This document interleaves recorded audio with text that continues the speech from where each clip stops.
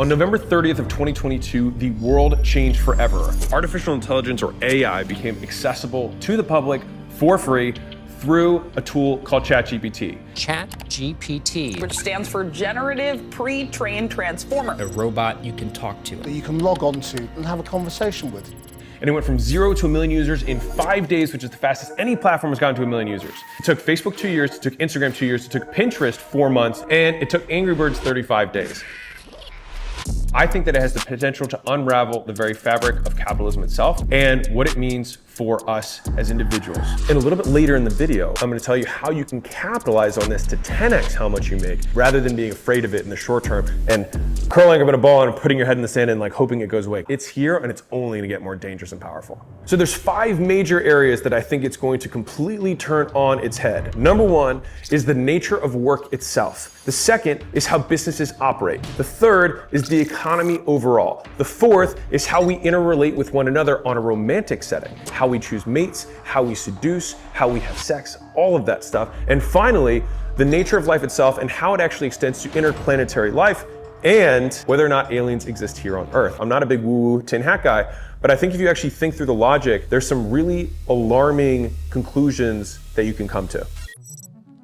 AI is going to be the biggest shift in our lifetime. It is the equivalent, in my opinion, of the moon landing, except the only difference is that it will actually change all of our lives rather than just being a picture to say that we won the Cold War. Different than the internet, phone systems, television, because what those did was they reshuffled the workforce. This has the ability to remove or eliminate the workforce altogether. Cryptocurrencies in general had the potential to overturn the financial institution. AI has the potential to overturn the human institution. I try to convince people to slow down AI, to regulate AI.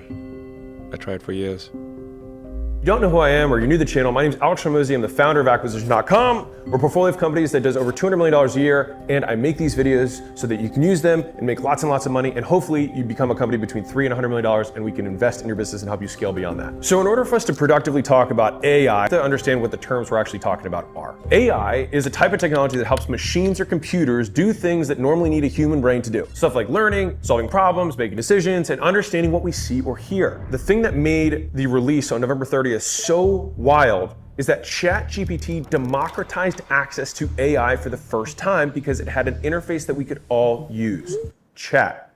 They created a massive language model that allowed it to understand our prompts and queries and be able to translate that into machine speak, get the answer, and then retranslate it back to us in human speak. That is what made it so powerful, because now all of us can use it. Right now, ChatGPT spits out words, sentences, paragraphs, articles, and even entire books. It can write legal documents, it can write sales scripts, it can write video scripts. The list is literally endless. I asked it the other day to write a cold email to a plumbing company for marketing SEO services, and it spit it out. And then I said, cool, make it funnier and shorter. Spit out another version. And I said, great, turn it into a text message. Did it. Turn it into a tweet storm. Did it. It's difficult to comprehend the extent of it because it's only really limited by our ability to ask the right questions, which I'll get to later because it's going to be very important in terms of how you choose to use AI. That's just words as the output, but we understand other things. We can interpret images, we can interpret videos, and we can interpret sounds. And the crazy thing is that AI can do that too. So OpenAI also runs DALL-E, which is an image engine generator. And so if I said, hey, give me a guy smoking a cigar, looking over a beach where there's a dragon. Now make it in Van Gogh painting style. Crazy. Now make me 10 versions of that. Now, if you think about the nature of what a video is, back in the day, it used to be a flip book. They would take images and they would flip the pictures, and then you'd have a video because we can't tell the difference at past a certain speed. And so if it can make images, then if it makes lots of images in a row, it can make videos. But on top of that, if it has the words and it can make the video, it can also make the sounds. In the very near future, those will merge. And at the same degree, the inputs being text or verbal will also merge. This is the reason Elon Musk has been such a big proponent of Neuralink. He wants to take it a factor further. Rather than be limited by our ability to speak or our ability to type, he wants it to be limited by our ability to think. Now that may sound like science fiction, but it's already here. Many of us were alive during the first iPhone launch. Now we're on iPhone 14 14 or 15 or whatever it's on now. What we see today is our first version that we can see. ChatGPT 100 is going to be significantly more advanced and will be able to input and output on demand any of these things the way we want them. The next important milestone is when AI actually enters the physical world. Elon revealed the Tesla bot. The thing is that that's what it is today. Again, like the iPhone, in many machine generations, which happen faster than human generations, that will be able to look exactly like a human. And it will definitely, if you look at Boston Dynamics, there's robots that actually function better than humans, that have longer arms and are much stronger and can jump and don't need to sleep and won't have sexual complaints, blah, blah, blah, blah. Once those machine generations happen on robotics and on the AI side, we'll reach a point where there's superintelligence. And superintelligence is defined as where the AI itself is smarter than all humans put together. I think it takes like unique human arrogance to believe that AI cannot supersede humans. At that point, the world will change significantly. This is where access to the superintelligence will become the most valuable resource on planet Earth. For example, if I were to say, hey, build me $1 trillion company, it could in real time write the code for the product, write the scripts for the ads, generate the videos for the ads, directly interface with the media buying, place the ads where it already knows where the targeted audience is, push those targeted audience's eyes to landing pages that it had built with scripts and videos that it had built, and then transact, all from a single prompt. Who determines who gets the access will be a really important question for the future. The second is what will govern the types of prompts and queries that we can ask it. So if we said, how do I wipe out the entire human race for less than $100,000? We don't want it really answering questions like that. There's going to have to be some regulation around this because the thing is, that's a lot of power. If we had 1,000 times the rate of innovation, it would be the same as having all innovations between the period of enlightenment and today happen next year. And so that gives way to the last step in the AI evolution, which is the singularity. The singularity is a hypothetical future point in which technological progress and artificial intelligence will advance to the point where humanity will undergo a transformation beyond which it cannot be seen. The first truly intelligent machine will be the last invention that humanity needs to make. Many people postulate that that's the point where it will become either self-aware, it will start to make its own decisions and ignore us. Well, it won't really want to kill us because it has no reason to, for the same reason that we don't want to kill ants, but if we build a highway, we destroy some anthills. So it's just gonna do what it's gonna do. Some robots will eat some jobs, and some robots will kill humans. You've already seen that with self-driving cars. But when you look at the trend as a whole, I think it's gonna be incredibly positive for humanity. This is why Elon and Sam Altman and those guys are trying to align our goals of humanity with the goals of the AI. It's the only really productive thought process we can have because we can sit here and be afraid, but I don't think we're gonna stop the technological progress. Even if they banned it, knowing how the internet is and knowing how black hat coders, etc. are, I have a hard time believing that they will be able to stop it because the thing is, this will be the equivalent of having the new nuclear bomb of this century or this millennia. If humanity collectively decides that creating digital superintelligence is the right move, then we should do so very, very carefully. This is the most important thing that we could possibly do. That's all pie in the sky stuff. Let's talk about day-to-day, let's talk about business. So to frame this conversation, I think you have to watch this clip because it will make everything I'm about to say make sense. So this is from Google, and this is from 4 years ago, their personal assistant AI. And they haven't released this to the public, which is weird. So how can I help you? Hi, I'm calling to book a women's haircut for a client. I'm looking for something on May 3rd. Sure, give me 1 second.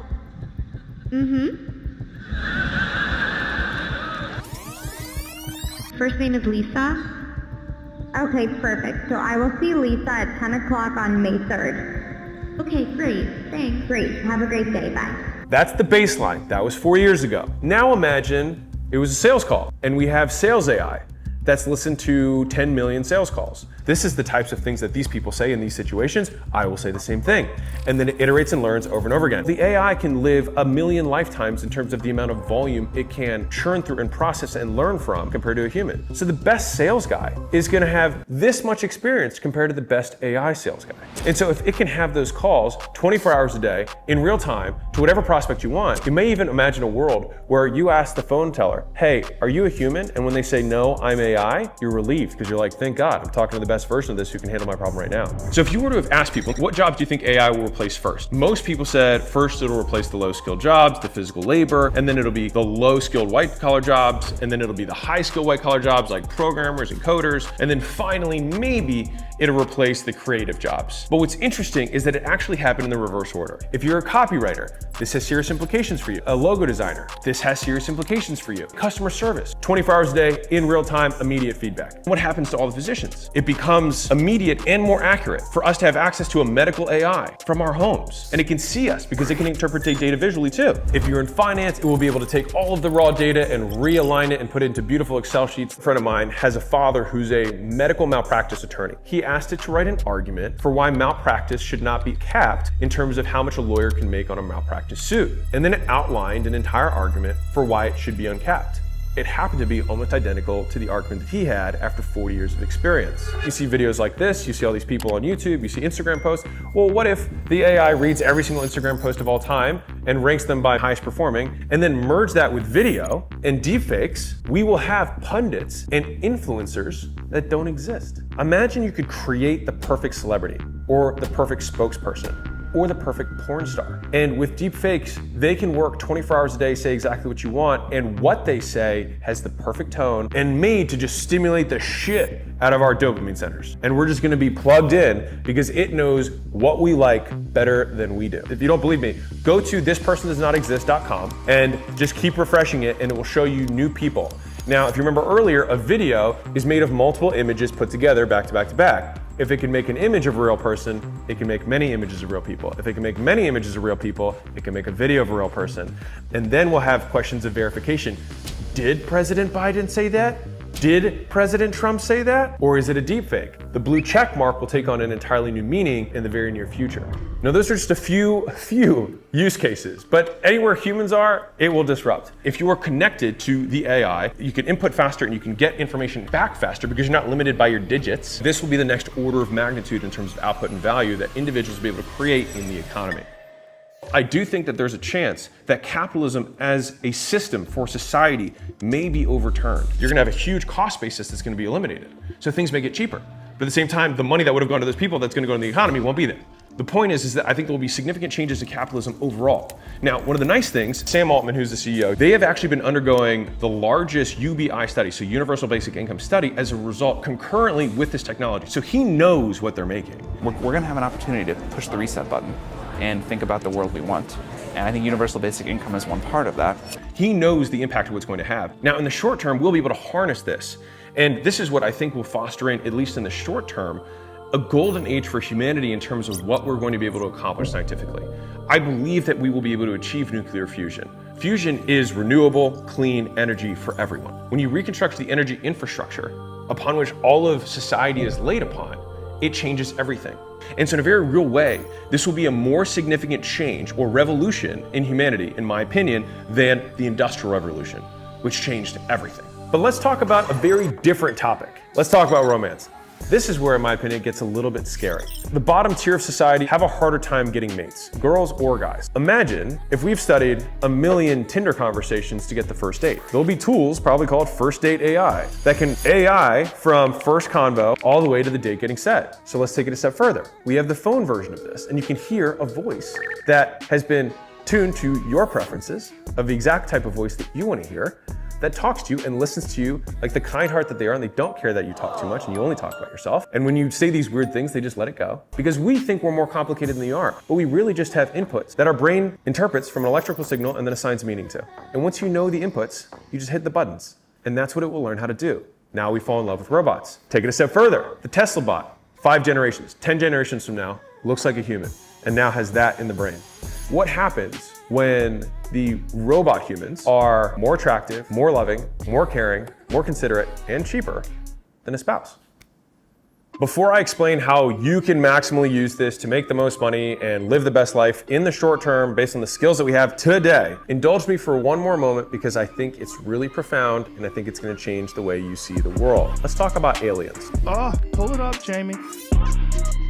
Joe Rogan and many people have talked about alien technology and like, what if there was a UFO that was captured, all that kind of stuff. So let's put a pin in that. Play this out with me. When humans want to explore the universe, what do we send first? We send Mars rover. We send a robot, right? Right. If aliens are further ahead of us, then it means that they probably have AI. If they're going to send something, they would probably send a robot. Why? Because a robot doesn't need to eat, it can live for a very long time, and it can survive in harsher, different climates than biology can. On top of that, it can work on itself, whereas biology cannot. So aliens might be here, but not necessarily in their physical form, but in their AI form. Because if we can create robots that perfectly clone humans, so can they. And that may be who they sent, or what they sent, to check out what we're doing. AI would be the perfect thing to send to another planet because up to this point, when we send something, it takes 5 years for it to reach whatever planet it's on. And so by the time it's there, it's really old technology. And so it makes sense that you'd want to send something that is completely adaptable and can rewrite its own code.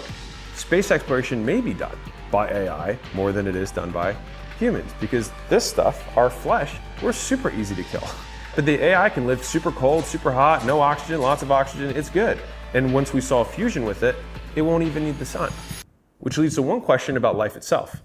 If we define death as the inability to receive inputs, so like when you die, you can't receive inputs anymore. And we define personality as the conglomerate of our actions and behaviors as a result of our past experiences, then if I were to upload my thoughts and behaviors and past experiences, how I talk, how I speak, how I think, etc., into a cloud drive, and then it were able to pass the Turing test, everybody I know couldn't tell whether it was me or a robot version of me, then is it me? And if that thing can now go travel planets, is it humans that are traveling to planets? Or is it an AI cyborg version of humans? I don't know. Interesting questions. And you're like, okay, Alex, you took me to romance, robot wives, and aliens. How do I make more money today? So the first thing that I would ask is that you adopt the mentality that AI isn't here to replace me, it's here to supercharge me. Why do I say that? Because if you adopt the other one, you might as well just throw in the towel now. You have to embrace change. It's part of humanity. Technology moves, we got to adapt. If AI can condense our inputs, so if I say, hey, go read this book, distill it down and then give it to me, I can now read a book significantly faster. If I say, hey, AI,